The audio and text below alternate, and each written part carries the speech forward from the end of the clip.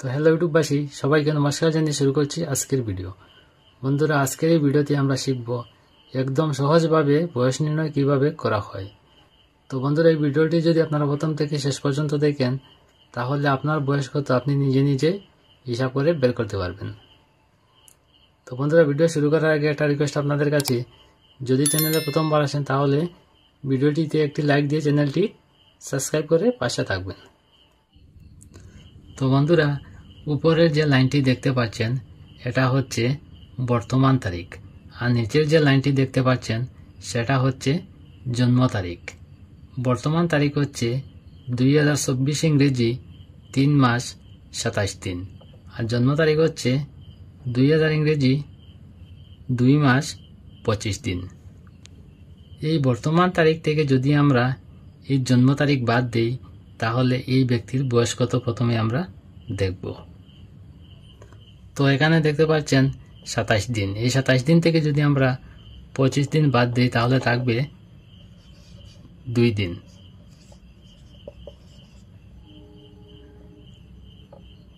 আর এখানে দেখতে পাচ্ছেন 3 মাস। 3 মাস থেকে যদি আমরা 2 মাস বাদ দিই তাহলে থাকবে 1 মাস। আর এখানে দেখতে পাচ্ছেন 2024 থেকে যদি আমরা 2000 বাদ দিই তাহলে থাকবে 24 বছর। তাহলে এই ব্যক্তির বয়স হবে 24 বছর 1 মাস 2 দিন। তো বন্ধুরা, বয়সের হিসাব যখন আমরা করব তো সব সময় যে নিচের সংখ্যা ছোট থাকবে তা নয়, কোনো সময় নিচের সংখ্যা বড়ও হতে পারে।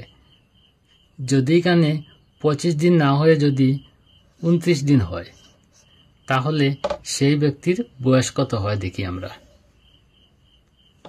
তো এই ব্যক্তির বয়স হচ্ছে 2000 ইংরেজি 2 মাস 29 দিন, আর বর্তমান তারিখ হচ্ছে 2024 ইংরেজি 3 মাস 27 দিন। এখন আমরা দেখব এই ব্যক্তির বয়স কত। তো প্রথমে আমরা দিন বের করব। তো দিন বের করতে হলে এখানে দেখতে পাচ্ছেন উপরের সংখ্যাটি ছোট আর নিচের সংখ্যাটি হচ্ছে বড়। তো ছোট সংখ্যা থেকে তো বড় সংখ্যা বিয়োগ করা যাবে না, তাহলে আমরা কি করব, এখানে দেখতে পাচ্ছেন মাস, এখান থেকে 1 দাঁড় নেব দিনে, 1 মাস দাঁড় নেব। তো 1 মাস দাঁড় নিলে হবে 30 দিন, এখানে যোগ হবে। তো 30 আর 27 হবে 57। 57 থেকে যদি আমরা 29 দিন বাদ দিই তাহলে থাকবে 28 দিন। তো আমরা দিন বের করে নিলাম, এবার আমরা মাস বের করব।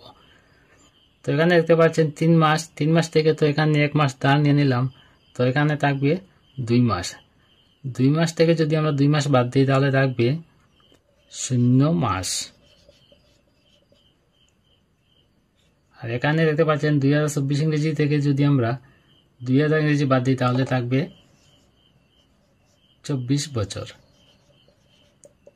তো এই ব্যক্তির বয়স পেলাম আমরা 24 বছর 28 দিন। এবার আমরা একটু কঠিন হিসাব দেখব। যদি এক ব্যক্তির বয়স 8 মাস 30 তারিখ হয় তাহলে সেই ব্যক্তির বয়স কত আমরা দেখব। তো প্রথমে আমরা দিন বের করব। তো এখানে দেখতে পাচ্ছেন উপরে 27 দিন, নিচে আছে 30 দিন। তো 27 দিন থেকে তো 30 দিন যাবে না, তাহলে আমরা এখানে দেখতে পাচ্ছেন 3 মাস। এই 3 মাস থেকে আমরা 1 মাস দাঁড় নেব এখানে।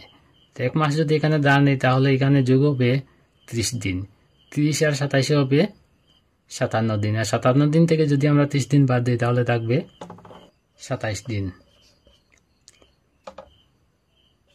তো এখানে দেখতে পাচ্ছেন 3 মাস আর নিচে দেখতে পাচ্ছেন 8 মাস। তো এখানে তো তার 3 হবে না, কারণ এখান থেকে আমরা 1 মাস এখানে কর্য নিলাম, তো এখানে থাকবে 2 মাস। তাহলে 2 মাস থেকে তো 8 মাস যাবে না, তাহলে আমরা কি করব, এখান থেকে আমরা 1 বছর দাঁড় নেব।